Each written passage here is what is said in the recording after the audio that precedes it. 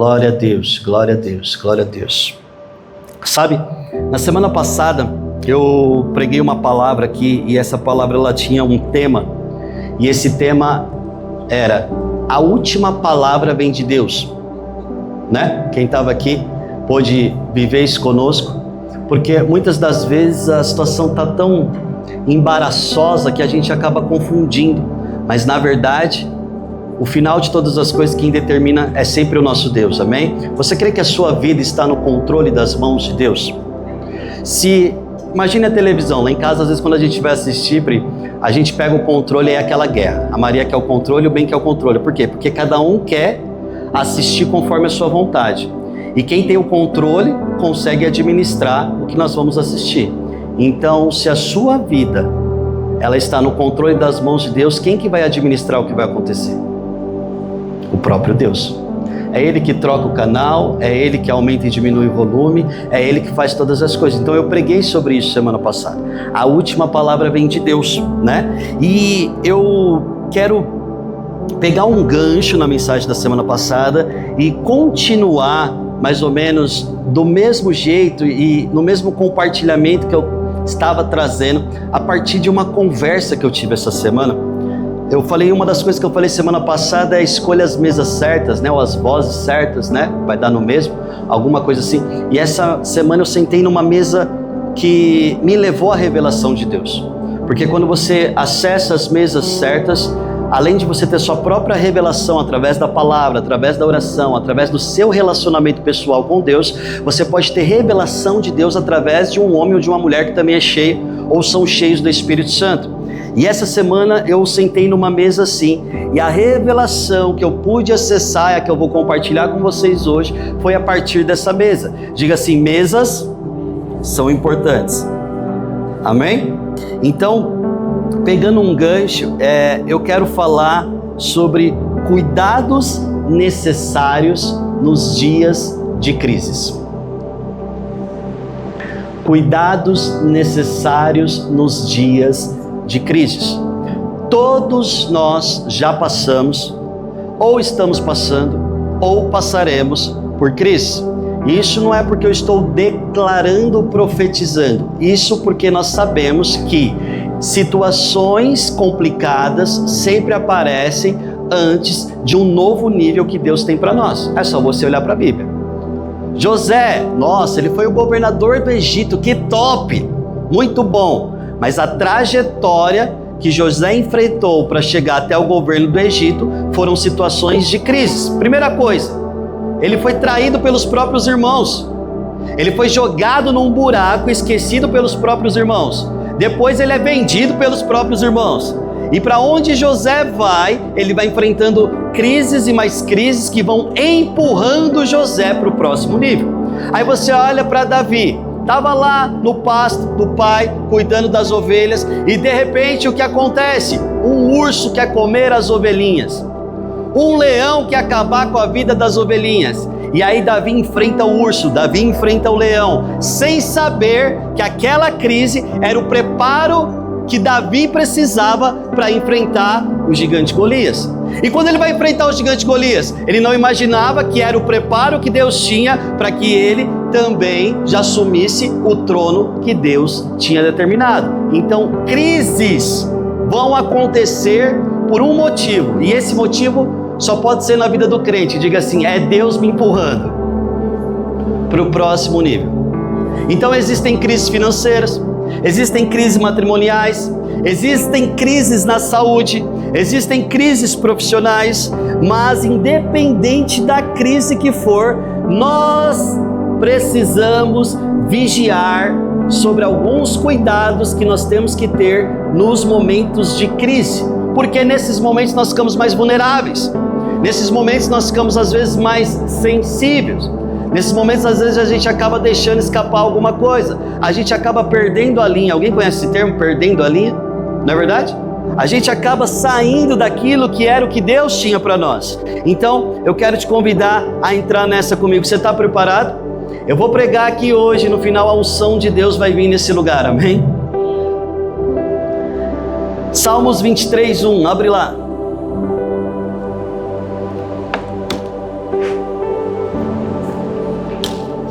Provavelmente você conheça esses versículos, esses versos mais do que eu. O Senhor é meu pastor e nada me faltará. Posso ouvir um amém? Quem que é o seu pastor? Vai te faltar alguma coisa? Ele me faz deitar em verdes pastos, Ele me guia mansamente a águas tranquilas, Ele refrigera minha alma, Ele guia-me pelas veredas da justiça por amor do seu nome. E ainda que eu andasse pelo vale da sombra da morte, eu não temeria mal algum, porque Ele estás comigo. A tua vara e o teu cajado me consolam. Ele prepara para mim uma mesa perante a presença dos meus inimigos. Ele unge a minha cabeça com óleo e o meu cálice transborda. Certamente que a bondade e a misericórdia do Senhor me seguirão todos os dias da minha vida e eu habitarei na casa dele por longos dias. Quem está falando aqui é o rei Davi. E ele está fazendo algumas declarações importantes que eu quero trazer como uma introdução para a gente entrar nos 3 pontos que eu tenho para essa manhã. Então, o que o rei Davi está falando? Nós vemos ele fazendo essa declaração e nós vemos que o coração dele está convicto que Deus é Deus e nós podemos confiar nele mesmo diante de algumas crises. Por isso que ele começa: o Senhor é o meu pastor e de nada eu terei falta, né? Eu não fui estudar ou relembrar qual que era o momento da vida de Davi que ele estava escrevendo isso daqui, mas a gente sabe que o rei Davi, né, aquele homem que é conhecido segundo o coração de Deus na Bíblia, não passou por situações muito fáceis. Não estou dizendo que ele foi perfeito, que ele acertou todas, que deu bom sempre, mas que ele passou por situações complicadas. E pode ser que ao escrever isso daqui ele poderia estar passando diante de uma situação de crise, que ele precisava relembrar: aonde está o meu Deus? Quem é o meu Deus? O que ele é capaz de fazer? Então, por mais que eu não veja nada, o Senhor é meu pastor e de nada eu terei falta. É uma declaração de fé profética convicta em quem é o seu Deus. Perguntas: você sabe quem é o seu Deus? Quando você está diante do mar, o que se torna o seu Deus? A dificuldade ou aquele que pode abrir o mar? Posso ouvir um amém? Ele continua falando, certamente, lá no Salmos 23, versículo 6, ele vai dizer: certamente que a bondade e a misericórdia do Senhor me seguirão todos os dias da minha vida e eu habitarei na casa do Senhor por longos dias. Olha o que está acontecendo aqui. Eu não estou correndo desesperado para alcançar a misericórdia e a bondade do Senhor. Eu estou fazendo aquilo que Ele me chamou para fazer, eu estou empenhado, eu estou me dedicando, eu estou me esforçando, eu estou guerreando, eu estou lutando e atrás de mim vem misericórdia, vem bondade, vem misericórdia, vem bondade, vem misericórdia, vem bondade, porque a bondade e a misericórdia do Senhor me seguirão todos os dias da minha vida. Você foi comprado pelo sangue de Cristo e quando o próprio Senhor Jesus colocou esse selo em você, a bondade e a misericórdia do Senhor estão te seguindo todos os dias da sua vida. Diga assim: eu sou propriedade do Senhor. Isso é incrível, não é?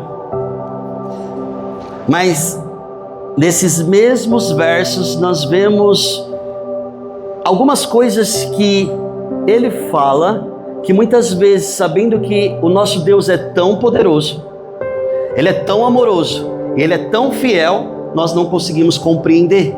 O quê? Os momentos de crise. Porque olha o que o rei Davi fala, mesmo quando ele declara que de nada ele terá falta. Salmos 23, 4.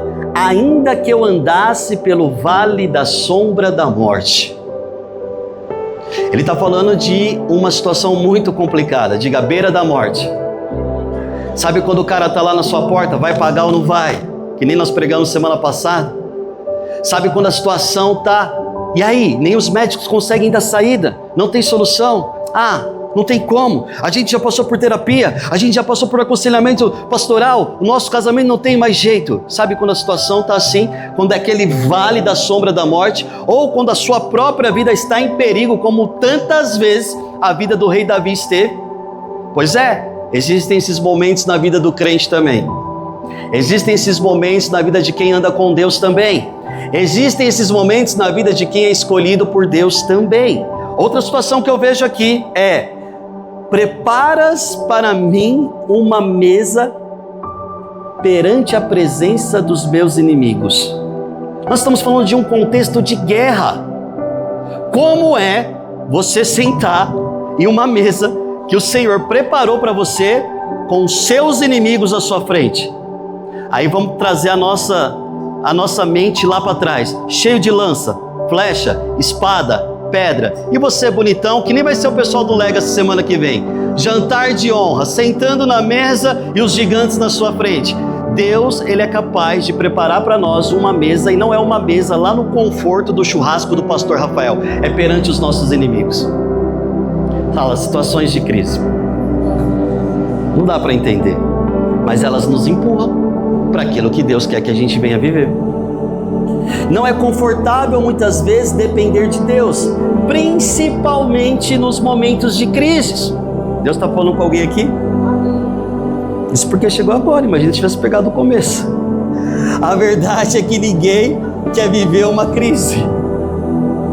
Pergunta para a pessoa do seu lado, você está querendo minha crise? Eu posso dar para você. Ninguém quer viver uma crise, irmão. Ninguém quer viver uma luta. A gente tem que tomar cuidado, eu vou falar disso daqui a pouco. A gente sonha, a gente ora por coisas a vida toda. Quando a gente consegue chegar lá, quando a gente consegue realizar, a gente começa a reclamar. Queria comprar minha casa, aí compra a casa, aí vem a parcela junto.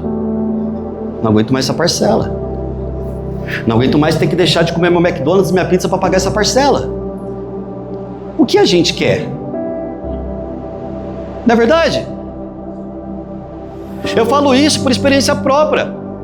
Eu não acho, de verdade, que você tenha que determinar a sua felicidade pelo tamanho do lugar que você mora, mas eu tive a experiência de sair de um apartamento um pouco menor e ir para uma casa 4 vezes maior. Irmão, é um baita trabalho. A conta da água vem 3, 4 vezes maior. A da luz também. O gás, eu perguntei para as crianças, vocês estão enchendo bexiga nesse gás que nunca para? Toda hora chega o cara lá com gás, com um botijão. Bum. E de lá para cá, as coisas só aumentaram o valor. Mas não era um sonho, não era uma palavra que recebeu de Deus, não era o que tanto queria, não é o que vocês buscavam. Então, aprendam com que as situações de níveis maiores vão trazer crises maiores, e crises maiores vão te empurrar para níveis maiores ainda. Posso ouvir um amém? E isso não é falta de Deus. Porque às vezes a gente tem a utopia de pensar que crente não vive crise. Eu vou para a igreja agora e já era, meu irmão, estou blindado pelo sangue do Cordeiro e vai dar tudo certo, porque no final da minha Bíblia diz que ele já venceu Satanás, ele já pisou na cabeça do cão, ele já nos colocou assentado com ele nas regiões celestiais para governar, reinar com ele. Quando tudo isso passar, eu tenho convicção pela fé que não tem como dar errado, mas isso não quer dizer que durante a trajetória eu vou enfrentar algumas coisas que eu não gostaria de enfrentar. Algumas crises que, se eu pudesse, Kelly, pega que é sua, irmã. É ou não é? Faz sentido? Então, a gente tem que entender que ninguém quer viver uma crise. Os discípulos estavam no barco com Jesus, Mateus 8, 25. Eles foram acordar Jesus clamando: Senhor, salva-nos, nós vamos morrer.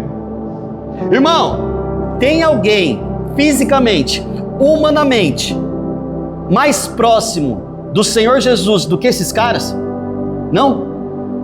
Eles andaram com Ele, eles compartilharam a vida, eles deixaram tudo o que eles tinham para seguir a Ele, para acreditar no que Ele estava falando, para viver e construir o sonho, o projeto, o reino que Ele veio pregar. Foram esses caras. E até esses caras dentro do barco, uma hora eles olham para fora e eles falam, sendo especialistas no mar, muitos deles: vamos morrer, essa tempestade não é uma tempestade comum. Diga assim: não é porque eu sou discípulo que eu não enfrento tempestade. Faz sentido?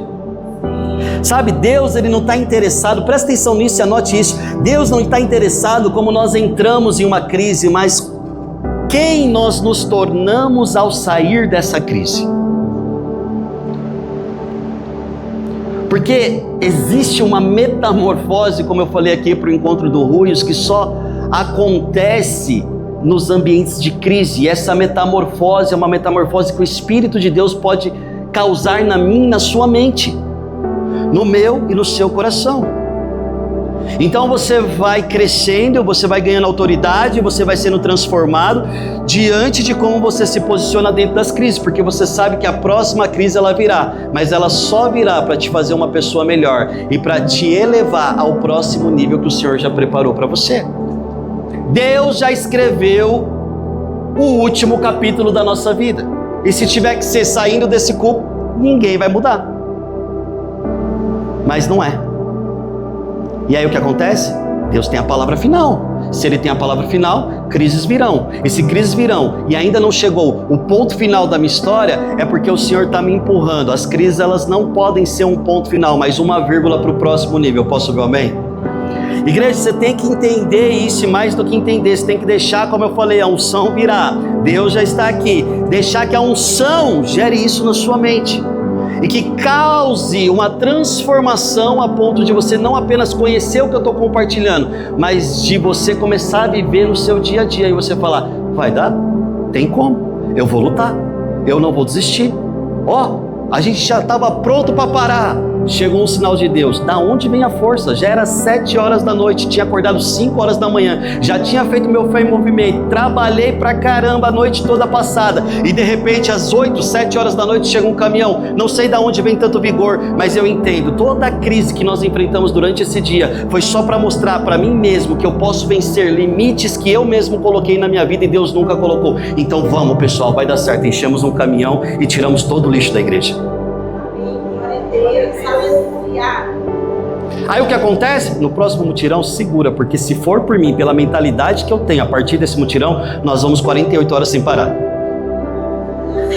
Aleluia! Glória a Deus! Para você eu sei que dói, mas para mim é confortável, porque Deus está me transformando. Por isso que eu falei para você que não é a idade. Irmão, com 80 anos eu vou estar voando. Eu vou estar pregando, eu vou estar libertando, eu vou estar curando, eu vou estar fazendo a obra do Senhor. Por quê, pastor? Você é muito bom. Eu não sou nada, só que Ele encontrou um nada, e é na minha fraqueza que Ele se aperfeiçoa, é na minha pequenez que Ele se torna grande, é nas minhas crises que eu posso ver que eu sirvo a um Deus que é todo poderoso, que pode todas as coisas. E digo mais, o próximo que pintar meu carro, no próximo tirão eu corto a mão. Porque os caras, em vez de pintar a parede, pintou meu carro, viu, Rony?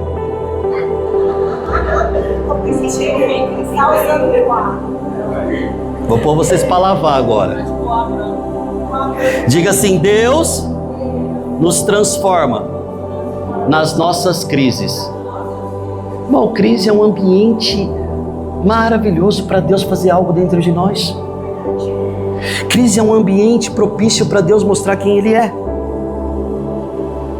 Eu estava falando com outro irmão essa semana e ele falou para mim: cara, olha só que interessante, medita em Salmos 44. Mais uma vez repita comigo: mesas certas.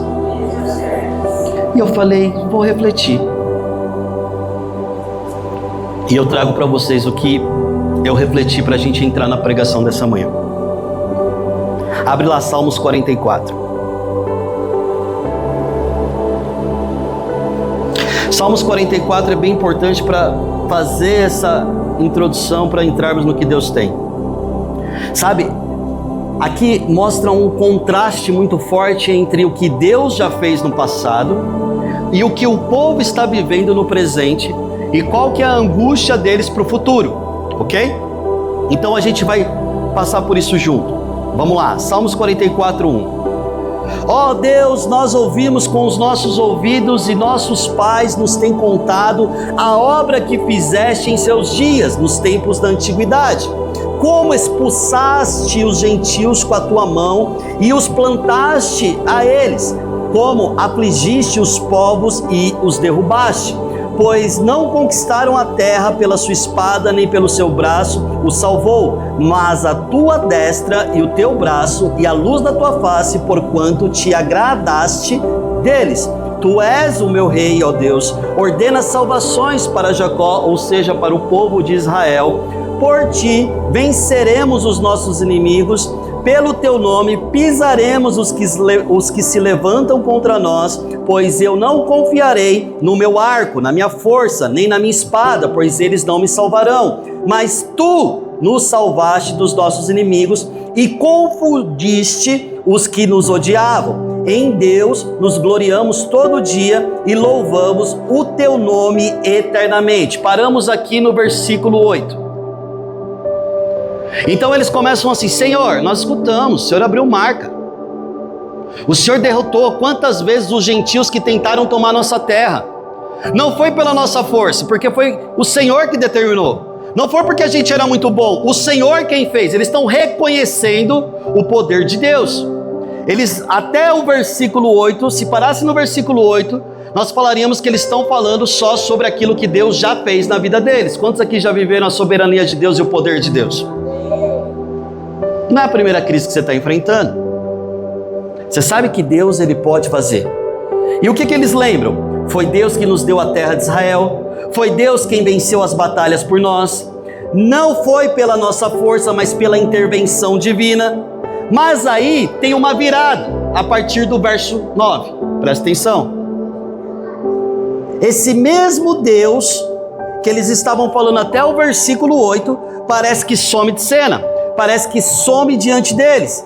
E o que eles estavam vivendo no presente é uma outra realidade.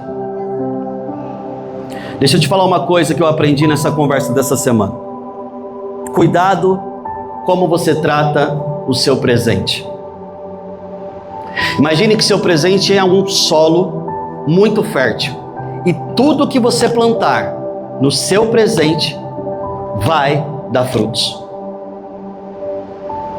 Então eles olham para o presente deles e eles começam no versículo 9, preste bem atenção. Olha, o mesmo povo que estava falando do poder de Deus intervir, de Deus fazer milagres, de Deus fazer mais com menos, de Deus prosperar, de Deus trazer a vitória. O mesmo povo, eles começam em Salmos 44, 9. Mas agora, tu nos rejeitaste, nos confundiste, e não sais com os nossos exércitos mais.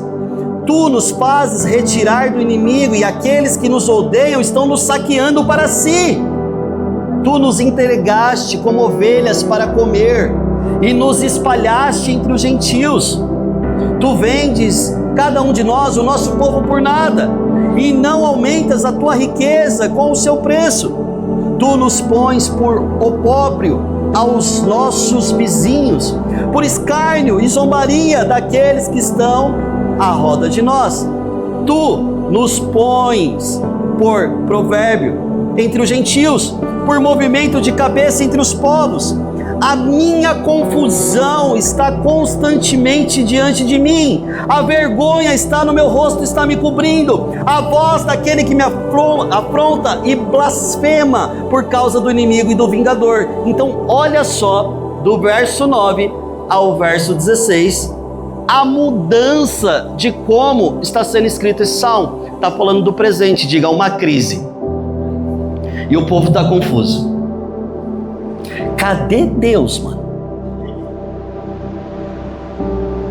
Ele não fala, Ele não faz, Ele não mostra, Ele não coloca nem o irmãozinho do coque para dar uma palavra de ânimo. Escassez total, não tem dinheiro, não tem pessoas, não tem nada. Cadê aquele que é o Deus dos nossos antepassados? A gente estava falando hoje aqui no vídeo das crianças, né? Vamos contar para as próximas gerações. Imagina você começar a contar para as próximas gerações só sobre as suas crises, e não as crises que Deus venceu por você. Mas esse pessoal aqui está confuso. Por que eu estou falando isso? Ninguém quer seguir um Deus derrotado, irmão. E às vezes na nossa casa, eu vou abrir um parênteses, nós como pais não temos sabedoria, e às vezes a gente começa a falar algumas coisas que são a realidade do momento, a crise do momento. E aí eles ficam pensando, criando dentro deles, por que eu vou crescer e vou fazer o que eles fazem pela igreja para ficar sofrendo desse jeito? Ninguém está falando que não vai haver sacrifício, mas ninguém também está deixando de dizer que não tem recompensas. Só que nós temos a tendência de olhar para a luta, para o sacrifício, para aquilo que dói, para aquilo que está me abalando, e a gente deixa de olhar para aquilo que Deus já está fazendo. Esse povo, eles começam a falar do presente deles, e o que é o presente deles? Eles estão sendo derrotados nas batalhas, eles estão sendo saqueados. Os gentios estão vindo, estão levando eles, estão matando as mulheres, estão matando as crianças, eles estão sendo humilhados pelos inimigos. E quantos inimigos se levantam numa crise? Irmão, guarda o teu coração, cara. É você e Deus. É você e Deus. Eu não estou falando que você não pode ter ajuda nos momentos de crise. Até porque se for necessário, Deus vai enviar um corvo lá com comida na boca e vai te tirar desse lugar como ele fez com o profeta. Mas você tem que ter convicção que nos momentos de crise você pode estar tão vulnerável, você pode estar tão sensível, a ponto de transferir a sua responsabilidade para o irmão do lado que você acha que ele deveria fazer algo por você. Mas ele não é seu Deus continua fazendo mesmo quando você não vê, o seu Deus continua fazendo mesmo quando você não escuta, o seu Deus continua fazendo mesmo quando você não está tendo a percepção que as coisas estão sendo transformadas. Ele não muda. Esse é um povo que vem de gerações e gerações escutando sobre esse Deus, mas o presente deles, eles estão sendo mortos, eles estão sendo levados cativos, eles viraram motivo de zombaria. Quantas vezes a gente olha para nós mesmos nos momentos de crise e a gente fala assim: gente, que vergonha, sou filho de Deus, do Rei Altíssimo. É ou não é? É o que está acontecendo com o povo. Por isso que eu quero pregar daqui a pouco os cuidados que a gente tem que ter numa crise. E eu percebi isso em uma conversa. E como foi o teor da conversa? Sentei com ele, falei assim, primeira coisa, né? Normal, todo mundo. E aí, cara, como que tá? Falei, cara, que dia de luta eu tô tendo. Aí ele conversou comigo. Irmão, ele entrou na minha mente, ele entrou no meu coração, ele me levou a revelações novas. E aí ele falou no final da conversa: lembra quando a gente começou a nossa conversa? Cuidado que sai da sua boca. Aquilo que você vai declarando, você vai construindo. Aquilo que você vai construindo, você vai trazendo para você. Eu falei, irmão, eu tenho que tomar cuidado nos dias de crise. Eu falei, eu preciso pregar isso pro meu povo. Amém. Aí eu fui orar. Aí eu fui orar, fui buscar. E faz sentido. Então quando eu estou pregando para você, eu estou trazendo uma lição que a partir dessa revelação, eu não posso deixar de aplicar mais na minha vida. Por quê? Porque eu não quero colher qualquer coisa para o meu destino. Quantos estão comigo? Então o povo está assim, vamos chegar lá. Aí o que acontece? Eles recorrem ao Senhor com dúvidas. E momentos de crise podem fazer isso conosco. Momentos de crise podem nos trazer dúvidas. Momentos de crise podem mexer com a nossa fé. Mexer de tal maneira que mesmo servindo ao Deus, nós nos tornamos incrédulos. Foi assim desde o começo. Por que vocês não podem comer aquilo que Deus falou que vocês não poderiam comer? Porque todas as vezes que nós temos dúvida no que Deus falou para nós, e muitas das vezes nós entramos em dúvidas que Deus falou que nós vamos romper.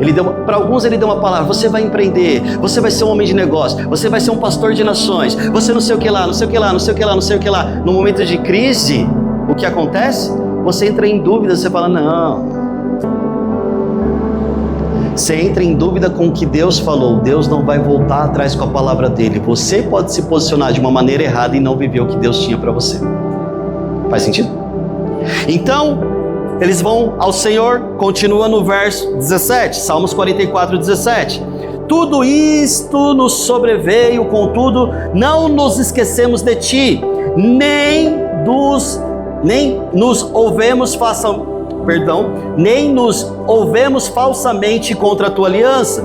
O nosso coração não voltou atrás, nem os nossos passos se desviaram das tuas veredas.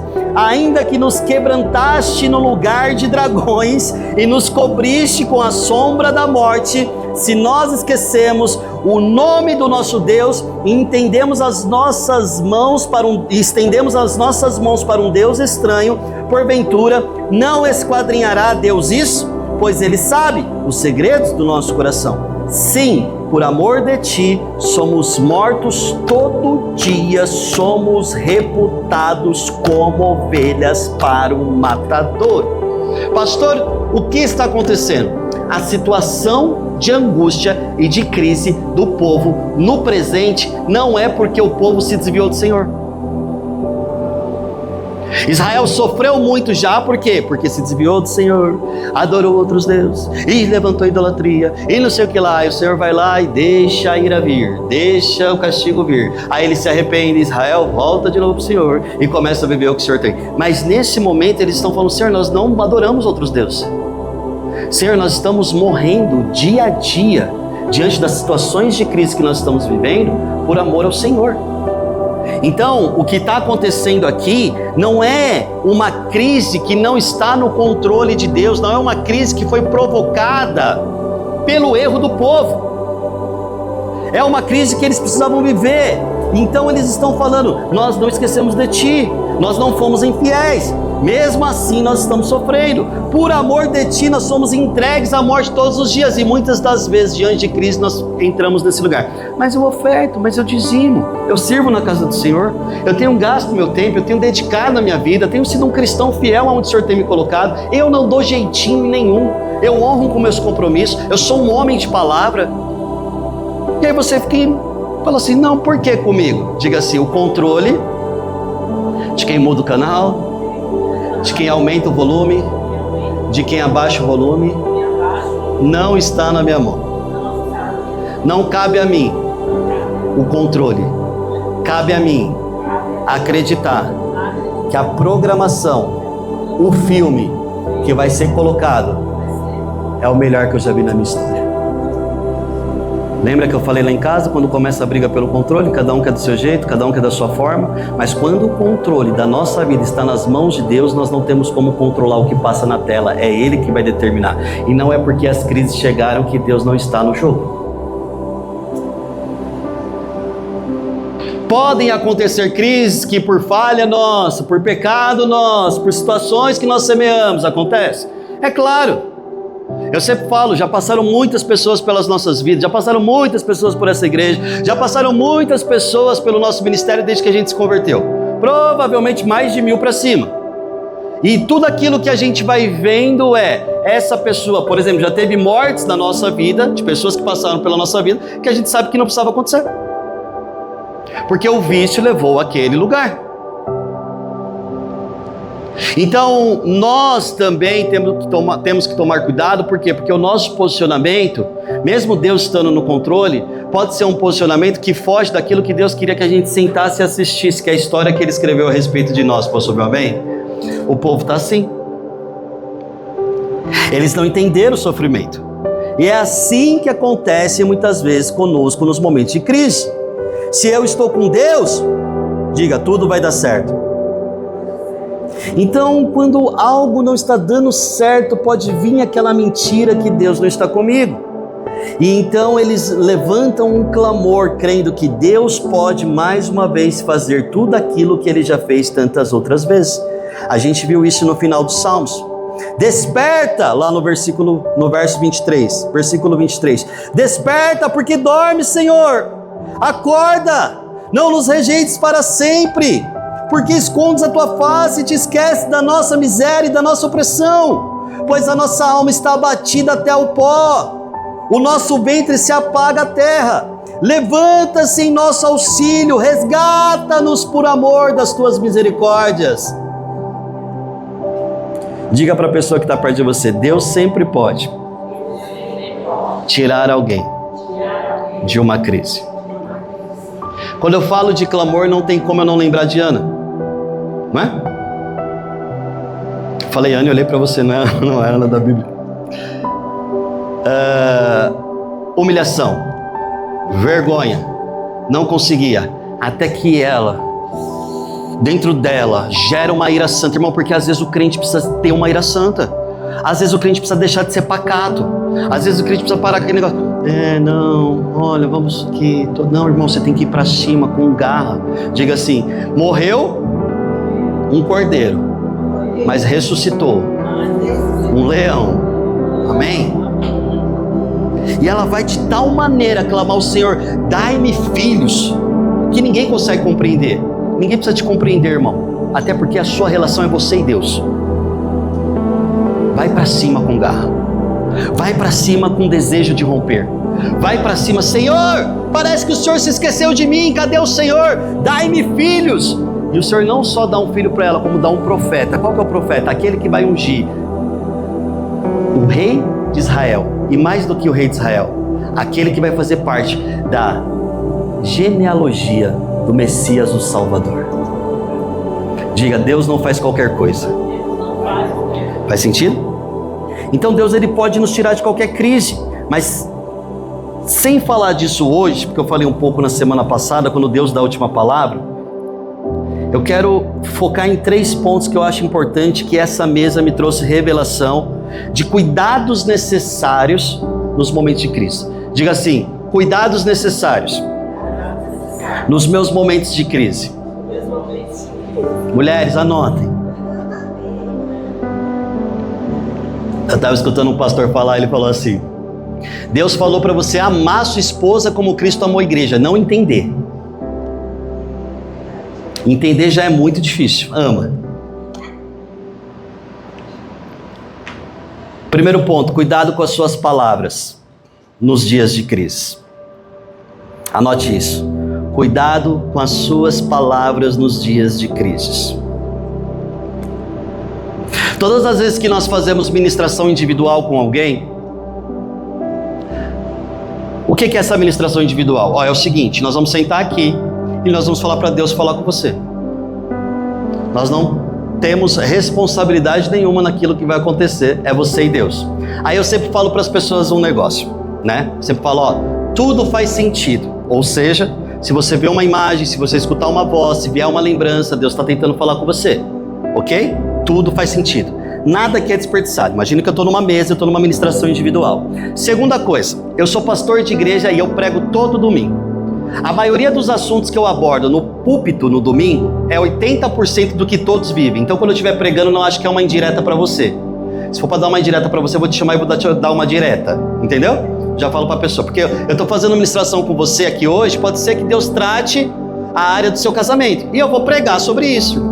Tem como falar, é o seguinte, agora deixa eu dar licença que eu não posso falar. Não, eu vou pregar sobre assuntos que fazem parte do cotidiano de 80% das pessoas. Beleza? Segunda coisa que eu falo. Terceira coisa que eu falo para a pessoa é: não perca a oportunidade. Você já está aqui, então deixa Deus trabalhar.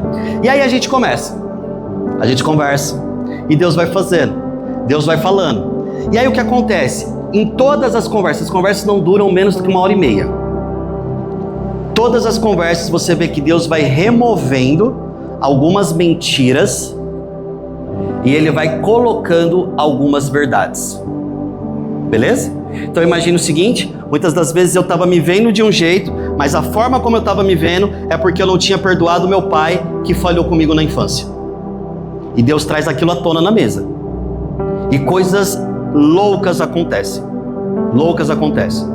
E aí, no final de tudo isso, eu sempre tenho uma pessoa me apoiando. Geralmente é a Kelly, a pastora Nath ou o William.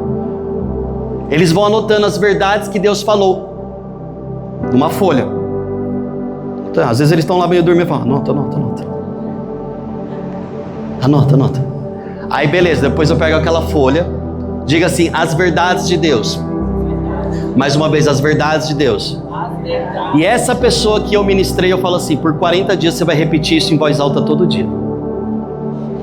Por quê? Diga, eu preciso declarar as verdades de Deus. E muitas das vezes, sem perceber, nos momentos de crise, o que sai da nossa boca são declarações que vão nos levar mais para o buraco do que nós já estamos. Faz sentido? Então eu quero falar sobre isso, preste atenção. Tudo aquilo que você declara no presente tem poder para dizer o que você viverá no futuro. Sendo pastor de igreja, vamos lá. Que fase boa, filhos de Sião, galera chegando junto, lutando, indo pra garra, mas nem sempre foi assim, né? Eu falei para um pessoal na semana passada no nosso encontro do Ruiz, que eu falei da época que nós éramos os responsáveis pela limpeza aqui. Nós não tinha uma pessoa contratada como faz faxina toda semana, né? E aí a gente fazia a escala. Era uma luta, irmão. Eu lembro das vezes que eu limpei isso aqui sozinho, né? Esse piso de baixo, as dores que isso trouxe nas costas. Eu vinha pregar assim, porque geralmente você vai limpar no sábado, né? É o dia que sobra da semana. Vinha pregar assim, aí gente, pastor, você tá corcunda? Não, foi a faxina de ontem. E eu lembro que muitas das vezes, né, eu olhava para a situação e eu falava o que eu não devia falar sobre a igreja que Deus me confiou. As pessoas que Deus colocou ali, por mais que elas merecessem. Por quê? Porque as palavras que você vai liberando sobre o seu GC, sobre a sua família, sobre as suas finanças, sobre a sua saúde, sobre a sua empresa, elas vão formando o seu destino. Diga, palavras são declarações. E declarações frutificam. Eu falei com vocês agora há pouco, eu preciso do foco de vocês, senão vocês não vão entender nada do que eu estou falando. Eu falei com vocês agora há pouco. O presente é um solo fértil, que qualquer coisa que você semear, vai frutificar. Palavras que vocês estão semeando no presente têm poder de formar o seu futuro. Por isso que na ministração de Soso podem voltar algumas mentiras. Uma mentira que eu não sou um filho amado, uma mentira que eu sou um órfão, uma mentira que Deus não tem o melhor para mim, porque eu vi minha família toda falir toda a vida, eu nunca tive nada, e eu não consigo sair desse lugar, e parece que eu tento, não saio do lugar. As mentiras de Satanás querem estar na nossa mente, é por isso que o apóstolo fala, né? O apóstolo Paulo fala que são levantadas fortalezas na nossa mente, mas o poder de Jesus pode destruir qualquer fortaleza. Amém? Então vamos voltar comigo. Tudo aquilo que você declara no presente tem poder para dizer o que você viverá no futuro. Palavras são declarações, e declarações trazem existência, vida ou morte. Ok? Então vamos pensar em contexto como eu já vivi várias vezes na igreja. Primeiro vem a mulher e ela se converte, ela tá amando Jesus, ela fala, isso aqui é bom demais, e ela, ai, como eu queria que o meu marido tivesse, como eu queria que ele sentisse isso, a nossa casa ia ser diferente, o nosso casamento ia ser diferente, os nossos filhos ia ser diferente, e aí de repente da boca dela, ela só vai falando aquilo que não é o que Deus vê a respeito do marido dela. É um infeliz, mal agradecido, só pensa naquilo, não dá. O que você está fazendo? Diga assim, eu estou semeando no presente, e isso pode formar o que eu colho no futuro. Por isso que a Bíblia nos ensina que nós não vivemos por aquilo que nós vemos, nós vivemos por aquilo que nós cremos. Esse homem vai ser salvo, esse homem já está restaurado, esse homem vai ser um grande pai, ele vai ser o sacerdote da nossa casa. E digo mais, ao invés de declarar no futuro, tenha mais fé ainda, ele já é o sacerdote, ele já está salvo, ele já está transformado, porque o meu Deus não tem passado, não tem presente, não tem futuro, ele é eterno, ele é uma linha tênue, ele é uma linha única, então já aconteceu. E quando eu saí dessa conversa, eu fui confrontado. O cara me deu um tapa na cara, você precisa me dar um tapa, porque era a distância. Ele falou, cuidado que você fala da sua boca sobre o seu dia. Porque a conversa eu comecei, que dia de luta, irmão. Pastor, não era um dia de luta? Era, mas eu poderia ter falado diferente. Que dia que Deus está me dando vitória sobre cada luta, porque se eu estou respirando, irmão, eu posso continuar louvando ao Senhor. Se eu estou respirando, eu posso continuar adorando ao Senhor. Nós estávamos no Morumbi alguns anos atrás, no Descende, e uma gringa falou assim, sabe o que vocês precisam? Vocês precisam cantar sobre Ele, vocês precisam falar sobre Ele. Por quê? Porque Ele não muda, irmão. Não é pela sua crise que Ele vai mudar, não é porque aquilo que você não quer que aconteça, está acontecendo, que Ele vai mudar, não é porque o seu sonho ainda não chegou que Ele não vai mudar. Ele continua sendo Deus de aliança, Deus de promessas, Ele é caminho no meio do deserto, Ele é aquele que abre o mar, Ele é aquele que faz todas as coisas, é aquele que se Ele quiser Ele muda uma estrela de lugar, irmão, é aquele que se Ele quiser Ele faz noite no dia e dia na noite, Ele para o sol, Ele para a terra, Ele faz todas as coisas, Ele levanta o defunto, Ele continua sendo Deus. Aleluia! Então eu não posso administrar de uma maneira errada aquilo que sai da minha boca. E como isso é difícil. Agora eu vou falar para a pessoa do seu lado, mas você tem o Espírito Santo. Você tem o Espírito Santo. O Espírito Santo habita em você. Os mais antigos, vamos lá. É, o Espírito Santo. É, irmão. Agora imagine o Espírito Santo. Nossa, o Pai deu um dia difícil para nós. Irmão, não consigo imaginar o Espírito Santo agindo assim. Esse mar não vai abrir, né, Rafael? Eu falo, Espírito Santo, não vai. As palavras que saem da sua boca formam tronos. Eu ia falar apóstolo, não sei nem se ele tem o ofício de apóstolo ou o título, não importa. Mas o Bill Johnson, ele fala assim: se Deus habita nos louvores, quem habita nas murmurações que saem da nossa boca? É esse tipo de mesa que eu gosto, tá, igreja? Provérbios 18, 20 e 18, 21 diz assim: do fruto da boca de cada um se fartará o seu ventre, dos renovos dos seus lábios ficará satisfeito. A morte e a vida estão no poder da língua, e aquele que ama comerá do seu fruto. Palavras trazem a existência, igreja, bênção ou maldição para a nossa vida. E eu não estou falando para você ter, um pensamento positivo, não é isso. Eu estou falando para você ter um pensamento espiritual. Qual que é o pensamento espiritual? Diga para a pessoa que estiver perto do seu lado: até a morte ele já venceu. Provérbios 18, 20 fala que do fruto da nossa boca se fartará o nosso ventre. A figura aqui, presta atenção na época, presta atenção na geração, vai entender o que está acontecendo no contexto. A figura aqui é uma linguagem agrícola. É um povo que vive disso. É um povo que vive da semeadura e da colheita. Essa é a economia, posso ouvir um amém? Então, assim como uma árvore produz frutos que depois alimentam alguém, preste atenção nisso, igreja, as nossas palavras produzem resultados que voltam para nós, para nos alimentar. Então, se na nossa boca, nos dias de crise, a gente acaba declarando aquilo que nós estamos vendo e não declarando aquilo que nós cremos, nós estamos semeando para que volte para nós crises maiores que não vão nos levar a nada.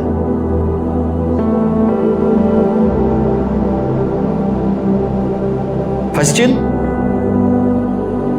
Diga: palavras formam tronos. Uma das coisas que nós precisamos tomar cuidado é o que sai da nossa boca nos momentos de crise. E como é fácil da nossa boca sair a realidade do momento da crise. É ou não é? Volto a dizer, os nossos filhos são esponjas. Direto eu pego os meus me perguntando, ouvindo com uma conversa, diante de uma palavra que parecia que a crise que nós estamos passando é maior do que o Deus que nós pregamos para eles. E aí eles vão crescer, eu vou querer que eles sejam apaixonados por um Deus que só fez o pai deles sofrer? Agora, pastor, Deus só te fez sofrer? Não! É que nós, no momento que nós estamos passando pelas crises que nós passamos, nós acabamos confessando, nós acabamos liberando, nós acabamos falando aquilo que nós não deveríamos falar. Por quê? Porque a crise, ela consegue mexer com o nosso coração. E da sua boca sairá aquilo que o seu coração está cheio.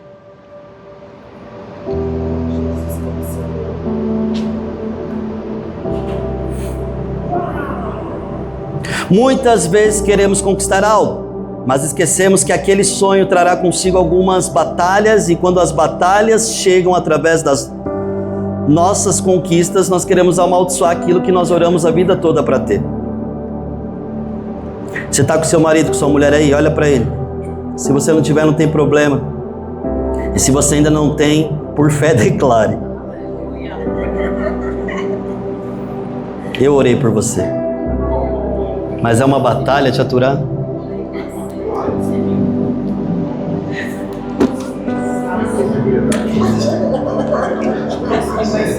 Eu vou dar o exemplo de novo. Não tenho problema nenhum, não acho que felicidade está em tamanho de casa. Oramos por alguns meses para ter uma casa maior. Conquistamos uma casa maior, mas a batalha é tão grande.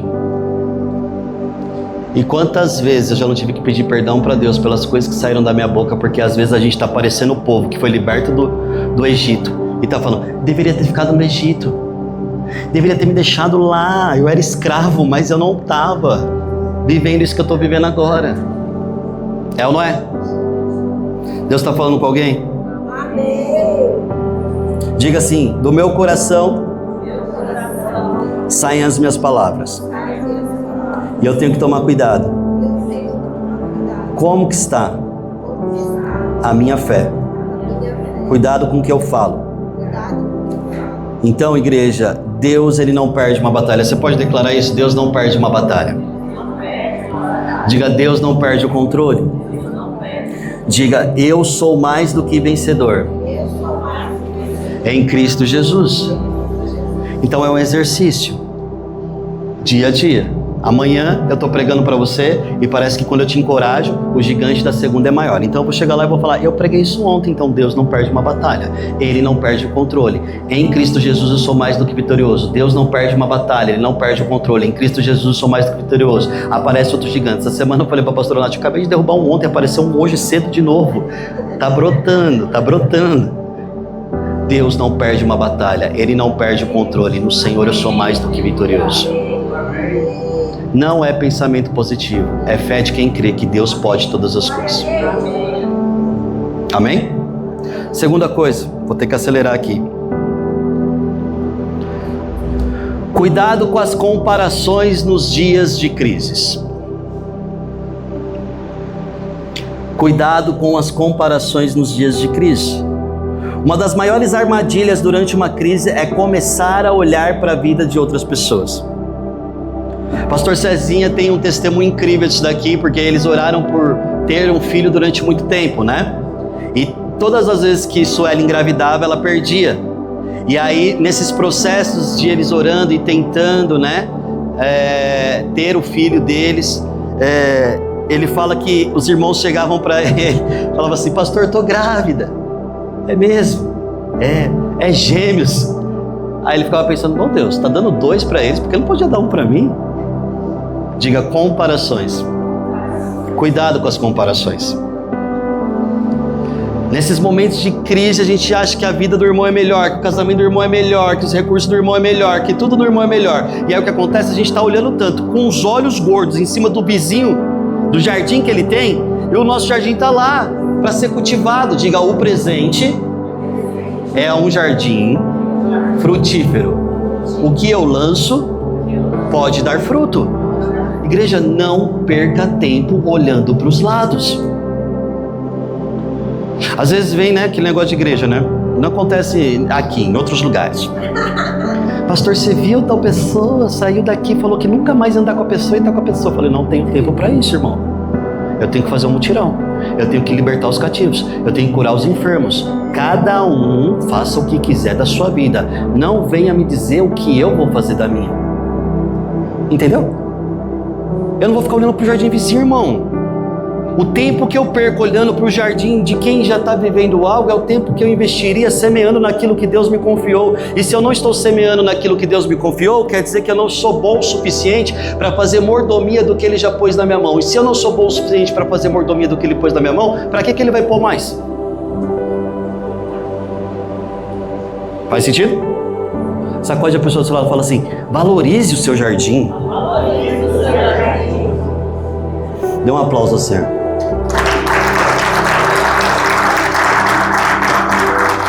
Mas parece que quando você está orando por uma porta de emprego, todo mundo está sendo promovido. Enquanto você está lutando para que seu casamento dê certo, todos os casais estão felizes. Enquanto você está esperando por um milagre, parece que Deus responde a oração de todo mundo, menos a sua. Por quê? Porque a comparação nos momentos de crise, não é só nos momentos de crise, é em qualquer etapa da nossa vida, ela produz duas coisas. Ela diminui aquilo que Deus já fez na sua vida e ela aumenta aquilo que Deus está fazendo na vida dos outros.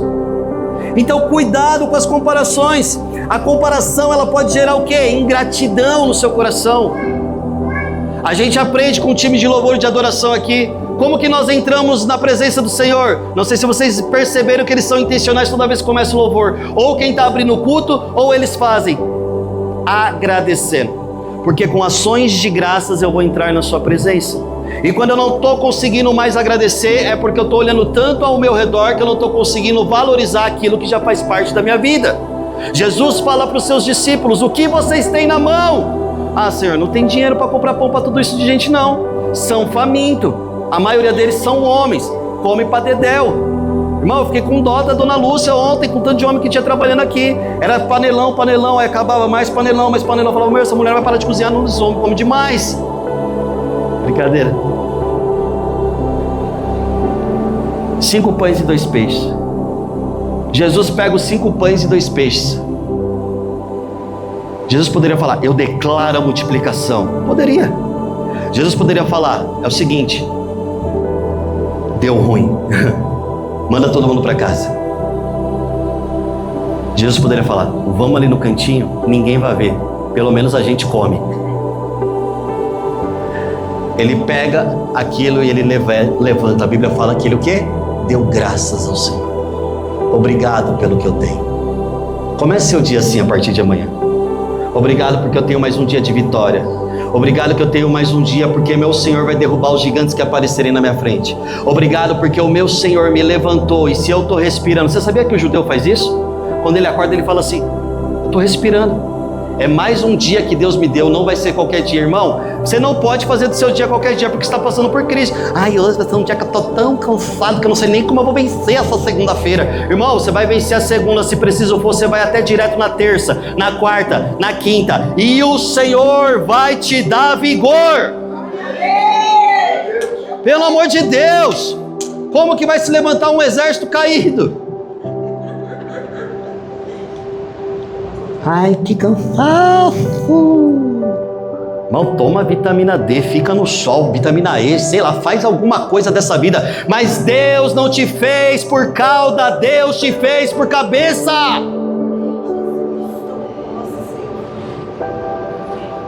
Diga, a ingratidão é gerada na comparação. Outra coisa que é gerada quando você se compara, ansiedade. Ansiedade porque você começa a querer viver o tempo de outra pessoa. Então às vezes eu estou vendo aqui o Dr. Eric voando. É o tempo que Deus tem para ele, a estação que Deus tem para ele. Glória a Deus por isso. Será que eu posso me alegrar por isso? Só que eu estou a 10 por hora. É a minha estação. Eu não sei o que ele semeou para estar com o motor de avião que ele está voando. E muitas das vezes, nem só que eu não sei, eu não quero. Porque uma vez que eu tenho um empreendedor falando, ele falou assim, estamos com muito sucesso. A empresa está indo muito bem. Vai ser a maior participação de lucros da história. Mas eu estou há 20 anos sem tirar férias. Quem quer isso? Porque a gente quer a colheita, mas a gente não quer a semeadura. A gente quer o júbilo, mas a gente não quer a lágrima. A gente quer o poder, mas a gente não quer lutar pelo poder, igreja. Não faz sentido.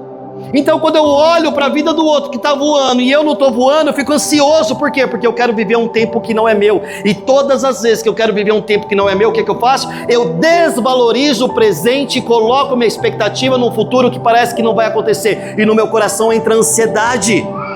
Ei, deixa eu te dar uma notícia. Eu vim aqui para dar uma notícia. Vai acontecer! Pode descansar! Amém!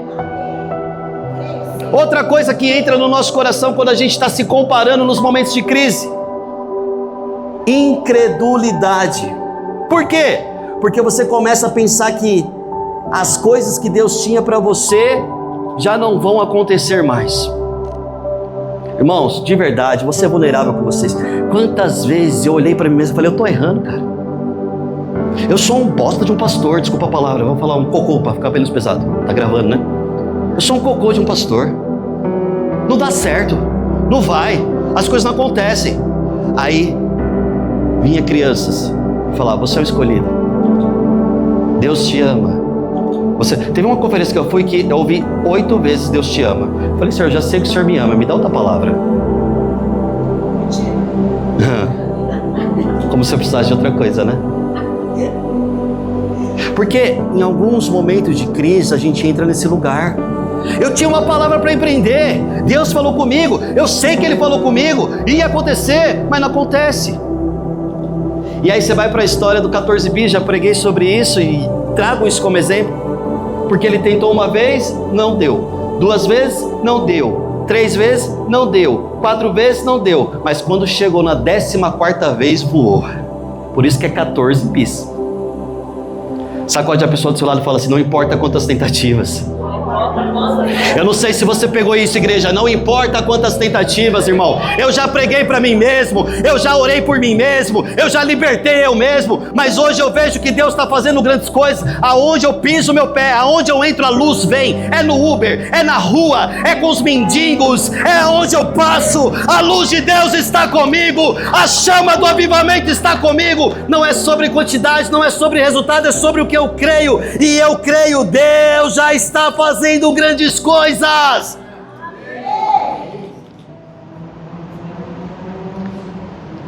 Fala para a pessoa do seu lado, cuidado com as comparações.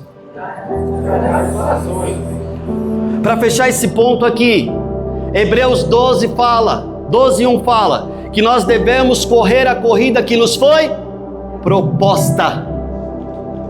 Eu não vou correr a corrida do doutor, eu não vou correr a corrida da Gabriela, eu não vou correr a corrida do Wellington. Me foi proposta uma corrida. Eu não tenho tempo para ficar olhando para a corrida do outro. Eu sei que eu vou pegar minha maratona, eu vou dar o meu melhor. Eu sei que tendo tênis ou não tendo tênis, eu vou correr a maratona. Tendo roupa ou não tendo roupa, tendo recurso ou não tendo recurso, tendo força ou não tendo força, tendo coragem ou não tendo coragem, tendo preparo ou não tendo preparo, eu vou correr, porque me foi proposta uma corrida. Eu não vou ficar me comparando com ninguém. Eu sou um filho amado do Senhor e eu tenho uma proposta, um propósito que Ele entregou na minha mão. Vou fazer acontecer. Já contei isso uma vez, assisti um vídeo, presta atenção. E nesse vídeo tinha um menininho jogando bola, tênis todo zoado, onde chega um dedão, saia pra fora, unha grande, coitado, rasgado, roupa toda suja. Aí jogando bola, feliz da vida. Jogando bola, feliz da vida. Aí você foi ver a bola murcha. Até pra rolar a bola demorava, de tão ruim que era a bola do menino. E o menino tá jogando bola, todo feliz. E aí tem outro menino sentado no banco da praça que ele tava jogando, bem vestido, penteadinho, ó, de lado. Lembra quando a gente penteava o cabelo do nosso filho pra lado, assim? Minha mãe fazia isso comigo, misericórdia. Faz isso com seus filhos, não. Às vezes eu fazia isso com Benjamin, você fala, para papai, quer fazer eu passar vergonha? Penteadinho, bonitinho, cheiroso, tênis lindo, o tênis da moda. Aí um olha para o outro, e aquele menino que estava jogando bola, ele estava super feliz, só que o que estava no banco olha para ele e fala assim, eu queria ter essa vida, ninguém fala. Só que aí o que estava jogando bola fala assim, começa a olhar para ele mesmo e fala assim, meu tênis, minha roupa. Olhar para o menino, olha essa bola. E o menino no banco da praça, uma bola nova, do lado dele, parada. Aí de repente o que acontece? Um quer ser o outro. Diga assim, às vezes eu quero ser aqueles que estão ao meu redor, e eu não vivo a corrida que me foi proposta. Aconteceu. O que estava todo arrebentado jogando bola murcha foi pro corpo do que tinha tudo bonitinho, e o que tinha tudo bonitinho foi do corpo pro corpo do que tinha bola murcha. Aí beleza, é agora. O que estava no banco jogando bola feliz da vida, e o que estava com tudo arrebentado foi tentar levantar do banco, não tinha os movimentos da perna. Às vezes a gente está assim, a gente não tem noção. Por quê? Porque a crise mexe tanto com o nosso emocional, que a gente olha para a internet e a gente acha que aquelas pessoas estão vivendo o que nós deveríamos estar vivendo. Mas na verdade, nós podemos correr a corrida que nos foi proposta. Nós não precisamos ficar sentados paralíticos na vida de alguém em um banco que não foi o banco que o Senhor trouxe para nós. Sacode a pessoa do seu lado e fala, vai jogar o jogo, irmão. Mas pastor, meu tênis está assim, meu tênis está assim, meu tênis está assim. Eu não estou ligando para qual é a sua crise. Eu estou te falando que Deus te escolheu. Você não está aqui nessa manhã à toa. Ele te marcou e pode ter certeza que Ele te propôs uma corrida. Então vai correr, porque vai dar certo. Terceira coisa, eu quero finalizar. Cuidado para não diminuir o seu valor nos dias de crises. Lembra que eu falei? Pastor de cocô. Parece que chega na sua mão e dilui. Eu estava me enxergando como Deus me enxerga. Irmão, para que Deus fez eu ir para aquele acampamento há 15 anos atrás e me converter? O que Ele fez comigo desde lá é por conta de voluntário preguiçoso, gente que só faz fofoca, gente que não dá em lugar nenhum. Eu olhar os resultados e não ver? Fala para você mesmo, eu tenho um valor. Eu tenho um valor. Só que muitas vezes nos momentos de crise você deixa de ver esse valor. Pastor, qual que é o meu valor? Deixa eu te contar. 1 Coríntios 6:20, porque fostes comprados por um bom preço. Glorificai, pois, a Deus no vosso corpo e no vosso espírito, os quais pertencem a Deus. Diga assim, o meu valor tem um nome: o sangue de Jesus que foi derramado. Nem tudo que tem preço tem valor, mas deixa eu te falar uma coisa: tudo que carrega valor vai ter um preço.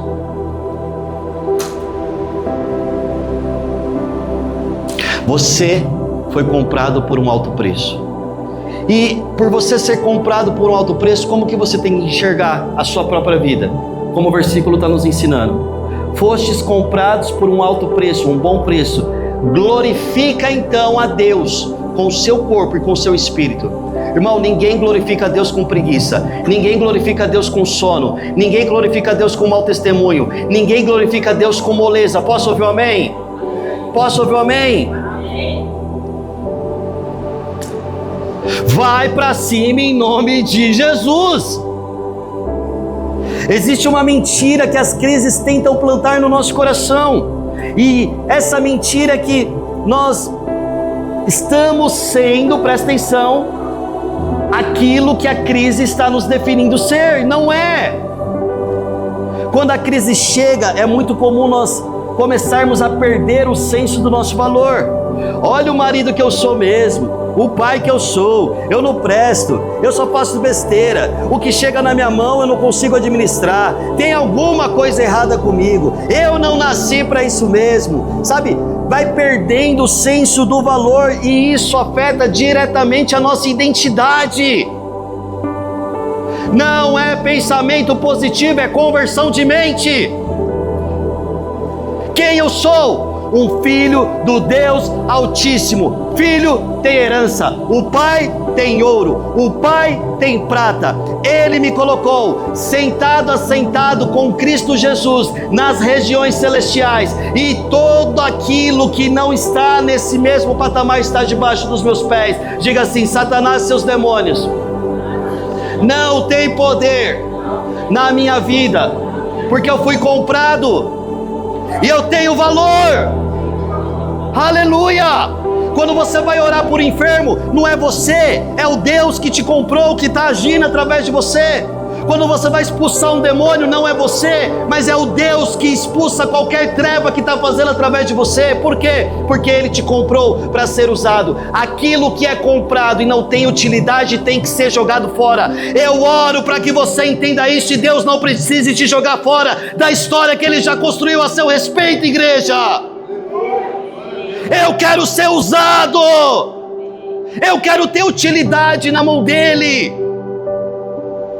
Por quê, pastor? Porque eu não fui comprado para colocar. Sabe aquela roupa que você compra e você coloca lá, você até esquece, não tem valor nenhum, nunca usou. Não, eu tenho valor na mão do meu Senhor. Eu falei isso para a nossa liderança aqui. Vou sair do leite para entrar um pouco na feijoada. Eu falei para eles, quando você sabe que você tem valor, quando você se dedica de verdade, ao mesmo tempo que você está se dedicando, você vai construindo inovação dentro de você. O que você está falando, pastor? Você aprende a falar para criança sem ter a graça para falar para criança. Você aprende a fazer vídeo para internet sem ter a graça para fazer vídeo para internet. Você começa a inovar em coisas que você não inovaria. Pastor, mas não tem tanta qualidade assim. Não tem qualidade o que você está fazendo, que é nada.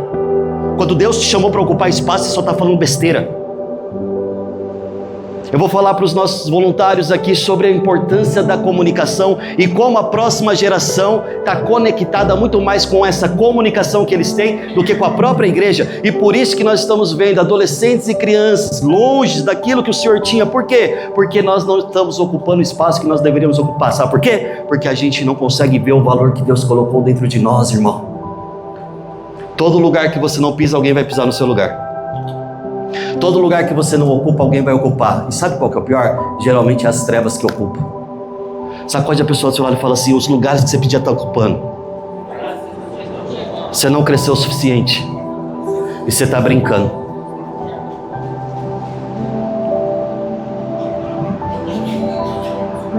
Diga: eu tenho valor. Eu tenho valor. Eu tenho valor. Quando chegar a crise, eu tenho valor. Perder o senso do valor é ser afetado na sua identidade. E aí o que acontece, gente? O que acontece? Lembra aquele sonho que você tinha? Uau! Ele vai diminuindo. Ele vai diminuindo. Nossa, eu ia ter empresas e empresas de engenharia, mas, mano, a primeira obra já me deu tanto problema. Aí gente batendo na minha porta, não estou falando que eu fui processado. Vai diminuindo, vai diminuindo, diminuindo. Mas a minha Bíblia diz algo ao meu respeito e ao seu respeito, que é Isaías 32:8.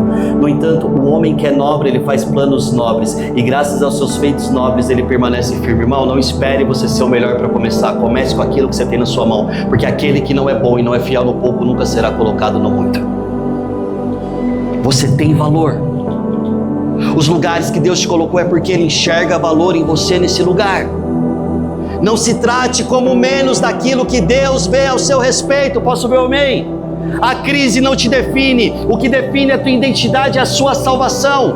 É a sua paternidade num Deus todo-poderoso que poderia ter te esquecido, mas Ele te comprou. Você é propriedade exclusiva. Existe uma nobreza, uma realeza que Deus estabeleceu sobre a vida de quem foi comprado por Jesus. Filhos do rei, posso ouvir o amém? Ele tem poder para transformar qualquer coisa dentro de nós. Por quê? Porque Ele é o nosso dono. Ele pode fazer. Não se diminua a qualquer coisa enquanto Deus está te chamando como filho. Uau!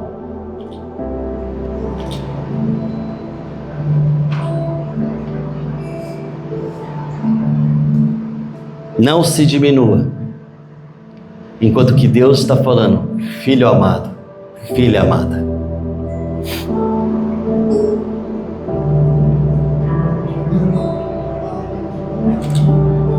Todas as vezes que eu entro nesse lugar de não encontrar o meu valor, eu tenho o risco de encontrar algo que não é sentimento, mas é o espírito. Diga: medo. Diga: o medo é um espírito. Ele paralisa. O medo, ele distorce a sua identidade. O medo, ele coloca limites na sua vida. E muitas vezes nós estamos assim. Passamos por tantas crises, somos sacudidos por tantas crises que o medo está imperando. Meu Deus. Uma vez eu estava escutando o pastor Paulo Manzoni falar para pastores e ele falou o seguinte: vocês conhecem a historinha do peixe? Nunca conhecia, não tinha ouvido falar. Ele falou: existia um peixe, colocaram lá para ele, né, uma água, e aí esse peixe ele pulava para fora. Aí o que eles fizeram? Ah não, minto, olha eu confundindo os animais. Era a pulga. A pulga. Colocaram as pulguinhas lá dentro de um recipiente e a pulga pulava. Só que colocaram um vidro transparente. E aí a pulga pulava, batia a cabeça e voltava. Pulava, batia a cabeça e voltava. Pulava, batia a cabeça e voltava. Pulava, batia a cabeça e voltava. Até que chegou um momento que dentro dela foi construído algo que ela sabia que se ela pulasse, ela não ia sair, ela ia bater a cabeça e ia voltar. Diga: o medo faz isso. Ele me limita. Aí depois de alguns dias tiraram o vidro, que era transparente, para que a pulga pudesse pular e ela sair do recipiente. Ela nunca mais pulou. Porque nas crises, a gente vai permitindo muitas vezes que o medo vai entrando dentro de nós e os limites vão sendo estabelecidos, mas são limites que Deus nunca colocou para nós. São limites que nós, eu e você, deixamos que o espírito de medo coloque. Agora, com toda a autoridade, no nome de Jesus, você fala assim: o medo não tem lugar na minha vida. Eu sou o que a Bíblia diz que eu sou. Eu vivo o que a Bíblia diz que eu tenho direito a viver. E o que é que a Bíblia diz, igreja? 1 Pedro 2,9: vós sois a geração eleita. Irmão, ser eleito é tipo, eu não só te convoquei para a Copa, você é titular. Vós sois o sacerdócio real. Sacerdócio é aquele que tem acesso à presença. A nação santa, transformada, redimida. O povo adquirido. Não foi por sangue de bode, não foi por sangue de frango, foi por sangue do Cordeiro Santo. Para um propósito, igreja. Quando eu enxergo que eu tenho valor, eu só não fico nesse negócio sentimental de eu sou amado, eu sou querido, eu sou não sei o que, eu sou... Não, eu tenho um propósito, eu vou fazer acontecer a partir da identidade que eu tenho, porque eu tenho valor. O que é? Para anunciais as virtudes daquele que vos chamou das trevas para a sua maravilhosa luz. Sacode a pessoa do lado e fala assim: você tem uma corrida. Irmão, põe as caras, irmão. Tá muito fácil, mais do que nunca. Você aprende qualquer coisa hoje em dia. Qualquer coisa. Eu estava conversando com meu cunhado, eu estava só reparando nisso. Ele teve que resolver a parte da pintura do estacionamento. E aí ele estava me explicando. Deixa eu te falar uma coisa. Eu falei, fala. A máquina tal, tem 3 tipos de pistola. Pistola A, pistola B, pistola C. Existe tipo de tinta que eu ouvi ele falar que eu nunca tinha ouvido na vida. Você pegou o que Deus faz para quem está se mexendo? E aí eu não falei isso para ele. E eu pensei comigo, o conhecimento que ele recebeu para resolver um problema que nem era dele, ele se colocou à disposição para receber, ele não pegaria em nenhum outro lugar. Fala para a pessoa do seu lado, ninguém está procurando alguém que está em crise.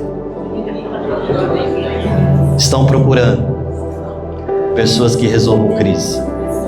Agora olha na lapela do zóio e fala assim: você é geração eleita, sacerdócio real, nação santa, povo adquirido, para um propósito, para anunciar as virtudes daquele que vos chamou.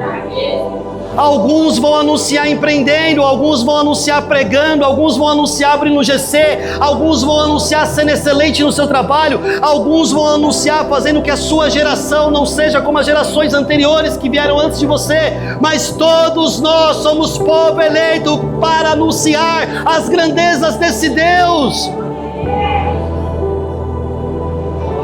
Quando você se coloca em trabalho, irmão, Deus faz.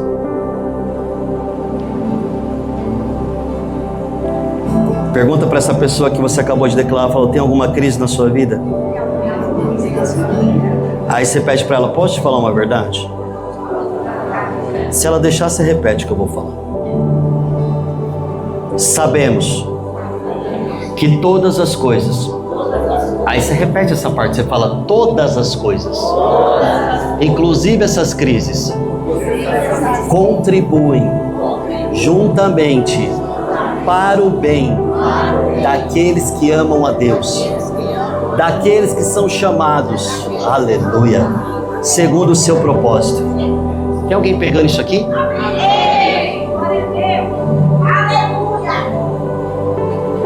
E para finalizar, aí nós vamos orar. Romanos 8:37. Eu estou falando de identidade. Eu estou falando de crença do coração. Eu estou falando de você encontrar o valor que o Senhor já encontrou em você. Mas em todas estas coisas somos mais do que vencedores por aquele que nos amou. Então, pastor, o que você quer dizer? Que você é um vencedor mesmo se você está em crise.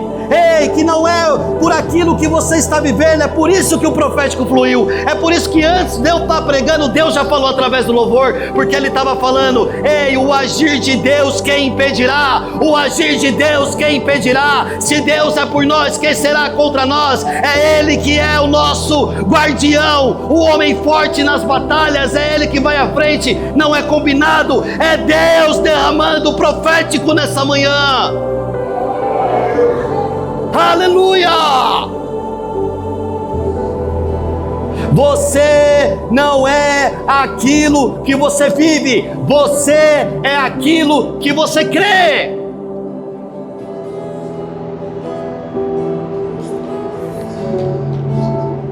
Diga: o que eu creio vai me levar ao que eu vou viver. Então, nas crises, eu preciso tomar cuidado com as besteiras que saem da minha boca. Eu preciso tomar cuidado com as comparações ignorantes que eu faço. E mais ainda, eu preciso entender da onde vem o meu valor. E qual é este valor? Você pode fechar seus olhos?